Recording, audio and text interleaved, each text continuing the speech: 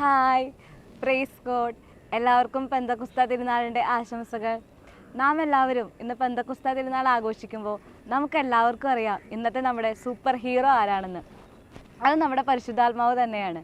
അപ്പോൾ പരിശുദ്ധാത്മാവിനെ കുറിച്ച് പറയാനായിട്ട് എനിക്ക് ഒത്തിരി ഇഷ്ടമാണ്. ചിലപ്പോഴൊക്കെ പരിശുദ്ധാത്മാവിൻ്റെ അടുത്ത് ഇങ്ങനെ സംസാരിക്കുമ്പോൾ ഞാനിങ്ങനെ പറയാറുണ്ട്, എൻ്റെ അമ്മോ നീ ഒരു മരണമാസാടോ മരണമാസ്. അങ്ങനെ പരിശുദ്ധാത്മാവിനോട് എനിക്ക് ഇഷ്ടം തോന്നാനുള്ള ഒരു കാരണം ഒരിക്കൽ ഒരു സിസ്റ്റർ പങ്കുവെച്ച സിസ്റ്ററിൻ്റെ എക്സ്പീരിയൻസ് ആണ്. അതിങ്ങനെയായിരുന്നു. സിസ്റ്റർ ഹയർ സ്റ്റഡീസ് പഠിക്കുന്ന സമയത്ത് സ്റ്റഡി ലീവ് എല്ലാം കഴിഞ്ഞു, പരീക്ഷ ദിവസമായി. അങ്ങനെ പരീക്ഷയ്ക്ക് ഒരു ദിവസം ഇരിക്കുമ്പോൾ സിസ്റ്റർ എല്ലാ ചോദ്യങ്ങൾക്കും ഇങ്ങനെ ആൻസർ എഴുതി വരുന്നുണ്ട്. പക്ഷേ ഒരു ക്വസ്റ്റ്യൻ എത്തിയപ്പോൾ സിസ്റ്റർ പഠിച്ചിട്ടുള്ളതാണെങ്കിലും സിസ്റ്റർ അത് മറന്നുപോയി. അപ്പോൾ സിസ്റ്റർ ഇങ്ങനെ പരിശുദ്ധാത്മാവിൻ്റെ അടുത്ത് പറഞ്ഞു, പരിശുദ്ധാത്മാവെ, എൻ്റെ റൂമിലെ ടേബിളിൻ്റെ പുറത്ത് ഞാൻ ആ പുസ്തകം വെച്ചിട്ടുണ്ട്, അവിടെ ഒന്ന് നോക്കിയിട്ട് എനിക്കൊന്ന് വന്ന് പറഞ്ഞു തരാമോ എന്ന് ചോദിച്ചു. അതിനുശേഷം സിസ്റ്റർ ഇങ്ങനെ ആ ക്വസ്റ്റ്യൻ ഒന്നുകൂടെ വായിച്ച് നോക്കിക്കൊണ്ടിരിക്കുമ്പോൾ സിസ്റ്റർ കാണുന്നത് സിസ്റ്ററിൻ്റെ ഫ്രണ്ടിൽ ഈ പുസ്തകം ഇങ്ങനെ നിവർത്തി വെച്ചിരിക്കുകയാണ്. അപ്പോൾ സിസ്റ്റർ അത് നോക്കി എല്ലാ ആൻസറും ഇങ്ങനെ എഴുതിപ്പോയി. ഇത് കേട്ടപ്പോൾ ഞാനും വിചാരിച്ചു, ഓ കൊള്ളാലോ. അപ്പോൾ പരിശുദ്ധാത്മാവിനോടൊരു ഇഷ്ടം തോന്നി, ആളെ എനിക്കൊന്ന് സെറ്റാക്കണം. അപ്പോൾ പിന്നീടുള്ള എൻ്റെ തന്ത്രങ്ങൾ മുഴുവൻ എങ്ങനെ പരിശുദ്ധാത്മാവിനെ സെറ്റാക്കാം എന്നുള്ളതായിരുന്നു. അങ്ങനെ കുറച്ച് ദിവസങ്ങൾ കഴിഞ്ഞപ്പോൾ ഞാനും പരിശുദ്ധാത്മാവും ഭയങ്കര ചങ്ക് ഫ്രണ്ട്സായി.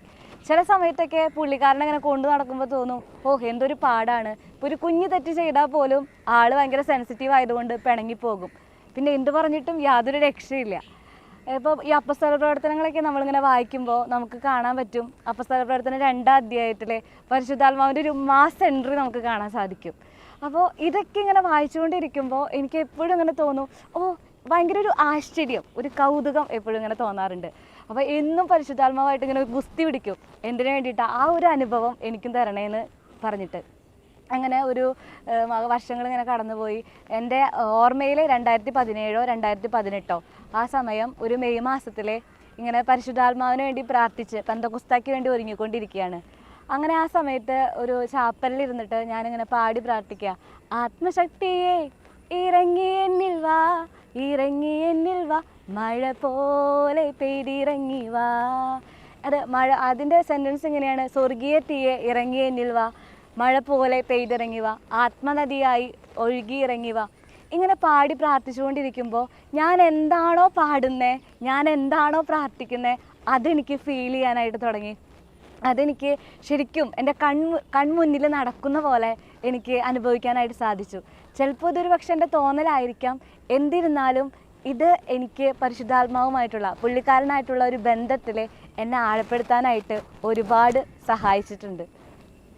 വർഷങ്ങൾ കഴിഞ്ഞ് ഇന്ന് 2026 മെയ് മാസം എത്തി നിൽക്കുമ്പോൾ എനിക്ക് നിങ്ങളോട് പറയാനുള്ളത്, പുള്ളിക്കാരൻ ബെസ്റ്റാണ്.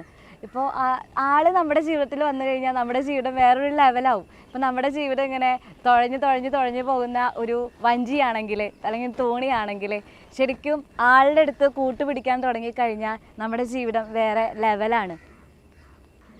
അങ്ങനെ ബെസ്റ്റ് ഫ്രണ്ടൊക്കെ ആയിട്ട് ഞങ്ങൾ രണ്ടുപേരും ഇങ്ങനെ പോയിക്കൊണ്ടിരിക്കുമ്പോൾ ഒരു ദിവസം ഇങ്ങനെ ചാപ്പലിലിരിക്കുമ്പോൾ എനിക്കൊന്നും പ്രാർത്ഥിക്കാൻ തോന്നുന്നില്ല, ഒരു ഇഷ്ടം തോന്നുന്നില്ല പുള്ളിക്കാരൻ്റെ അടുത്ത്. അങ്ങനെ ഞാൻ വളരെ ഇങ്ങനെ വിഷമിച്ചിരിക്കുകയാണ്. പിന്നെ ചില എൻ്റെ കുരുത്തക്കേടുകൾ കാരണം കൊണ്ട് തന്നെയാവണം ആളും വളരെ പിണങ്ങിയിരിക്കുന്ന ഒരവസ്ഥ. അപ്പോൾ ഞാനിങ്ങനെ പാട്ടൊക്കെ പാടി, എന്നോടെന്തിനീ പിണക്കം, പക്ഷെ ഒരു രക്ഷയില്ല, നോ യൂസ്.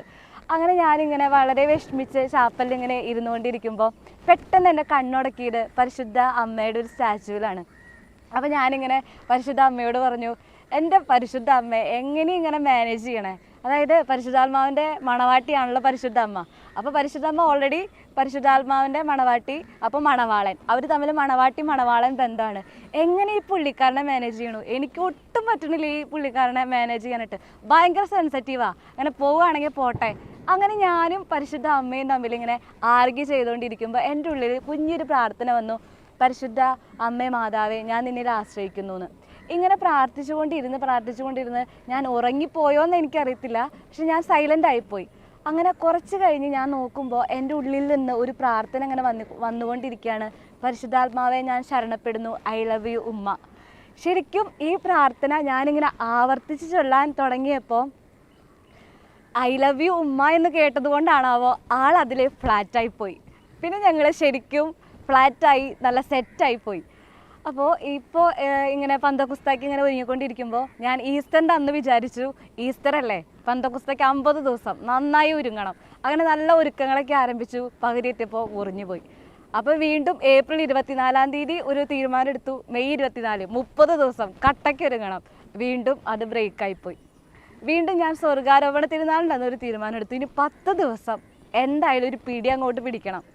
അങ്ങനെ വിചാരിച്ച് പന്തക്കുസ്താക്ക് ഇങ്ങനെ ഒരുങ്ങിക്കൊണ്ടിരിക്കുമ്പോൾ നമ്മുടെ ബഹുമാനപ്പെട്ട ഡാനിയൽ പൂവണത്തിൽ അച്ഛൻ്റെ ഒരു ടോക്ക് കേൾക്കാനിടയായി.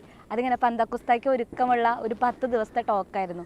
അതിൽ ഡേ 1 ഒന്നാമത്തെ ദിവസത്തിലെ നമ്മുടെ ഡാനിയൽ അച്ഛൻ ഇങ്ങനെ പറയുന്നുണ്ട്, ഈ ചൈതന്യം എന്ന വാക്കിൻ്റെ ഹെബ്രായ വാക്ക് വേർഡ് എന്ന് പറയുന്നത് റുവാഹ്, അതിൽ നിന്നാണ് റൂഹ, കാറ്റ് എന്നൊക്കെ വന്നത്. അപ്പോൾ ഈ കാറ്റടിച്ചിട്ടുള്ള ജീവിതങ്ങളിലെല്ലാം ചലനം സംഭവിച്ചിട്ടുണ്ടെന്നാണ് അച്ഛൻ പറയുന്നത്. അപ്പോൾ എന്നിട്ട് അതിൽ അച്ഛൻ പറയുന്നുണ്ട്, എസെക്കിയേൽ പ്രവാചകൻ കേബാർ നദിയുടെ തീരത്തിരുന്ന് പ്രവചിച്ചിട്ട് ജെറുസലേമിനെ കുറിച്ച് പ്രവചിച്ച് എസെക്കിയേൽ പ്രവാചകൻ ജെറുസലേമിലെത്തുന്നു. അതുപോലെ തന്നെ നമ്മുടെ ഹബക്കുക്ക് പ്രവാചകൻ വീട്ടിലുള്ള പണിക്കാർക്ക് ഫുഡൊക്കെ കഞ്ഞിയും കലൊക്കെ വെച്ചുകൊണ്ടിരിക്കുന്ന സമയത്താണ് മുടിക്ക് പിടിച്ചിട്ട് ദാനിയേലിൻ്റെ സിംഹക്കുഴിയിലെത്തണേ. പിന്നെ പീലിപ്പോസ് സമരിയായിൽ പ്രസംഗിച്ചുകൊണ്ടിരിക്കുമ്പോഴാണ് ഗാസയുടെ വഴിയിലെത്തിയിട്ട് എത്യോപ്യക്കാരൻ ഷണ്ടൻ്റെ അടുത്ത് ദൈവവചനം വിവരിച്ചു കൊടുക്കുന്നത്. അപ്പോൾ പരിശുദ്ധാത്മാവിൻ്റെ കാറ്റടിച്ചിട്ടുള്ള ജീവിതങ്ങളെല്ലാം പിന്നെ അങ്ങോട്ട് വേറെ ലെവലാണ്. അപ്പോൾ അപ്പസ്തല പ്രവർത്തനങ്ങളും നമുക്ക് വായിക്കുമ്പോൾ അത് നമുക്ക് മനസ്സിലാക്കാനായിട്ട് സാധിക്കും. അപ്പോൾ ഈ ഒരു കാറ്റടിക്കാൻ വേണ്ടിയിട്ട് നമുക്ക് നമ്മുടെ ജീവിതത്തിലും പ്രാർത്ഥിക്കാം. പരിശുദ്ധാത്മാവിൻ്റെ കാറ്റടിച്ചാൽ എൻ്റെ ജീവിതം വേറൊരു ലെവലായിട്ട് മാറും. അതുപോലെ തന്നെ വീണ്ടും ഇങ്ങനെ ഒരുങ്ങിക്കൊണ്ടിരിക്കുമ്പോൾ ദാനിയേലച്ഛൻ്റെ തന്നെ ടോക്കിൽ കേട്ട ഒരു വാചകം എന്നെ വളരെയധികം സ്ട്രൈക്ക് ചെയ്തു. ഇന്നത്തെ തീ നാളത്തെ ചാരമാണ്. ഇത് കേട്ടപ്പോൾ പെട്ടെന്ന് എനിക്ക് ഓർമ്മ വന്നത് 5ാം ക്ലാസ്സിലോ 6ാം ക്ലാസ്സിലോ പഠിച്ച മലയാള പാഠപുസ്തകത്തിലെ ഒരു പാഠഭാഗമാണ്. പാഠത്തിൻ്റെ ഒരു ഹെഡിങ് ആണ്, തലക്കെട്ടാണ്, എൻ്റെ ഉപ്പാപ്പയ്ക്ക് ഒരു ആനയുണ്ടായിരുന്നു. ശരിയാണ്, ഉപ്പാപ്പയ്ക്ക് ആന ഉണ്ടായിരുന്നു എന്ന് പറഞ്ഞിട്ട് നമുക്കൊന്നും ചെയ്യാൻ പറ്റില്ല. ഇതുപോലെ തന്നെയാണ് ഇന്നത്തെ തീ നാളത്തെ ചാരമാണ്. ഇന്ന് എനിക്ക് തീ ഉണ്ടെങ്കിലേ ഞാൻ തീയാണെന്ന് പറയാൻ പറ്റുള്ളൂ. അപ്പോൾ ഈ ഒരു തീക്ക് വേണ്ടിയിട്ട് നമുക്ക് ഈ സമയങ്ങളിലെ ഈ പന്തക്കുസ്താ തിരുനാളിലെ നമുക്ക് പ്രാർത്ഥിക്കാം. ഈ കാലഘട്ടത്തിൻ്റെ അഭിഷേകത്തോടു കൂടെ പരിശുദ്ധാത്മാവ് നിറഞ്ഞ് ദൈവവചനത്തിന് സാക്ഷികളാകുവാൻ പരിശുദ്ധാത്മാവിൻ്റെ തീ എന്നും നിങ്ങളുടെ ഉള്ളിലെ കെടാതെ നിൽക്കട്ടെ എന്ന് ആശംസിക്കുന്നു, പ്രാർത്ഥിക്കുന്നു. എല്ലാവർക്കും നല്ലൊരു പന്തക്കുസ്താ തിരുനാൾ ആശംസിച്ചുകൊണ്ട് നിർത്തട്ടെ.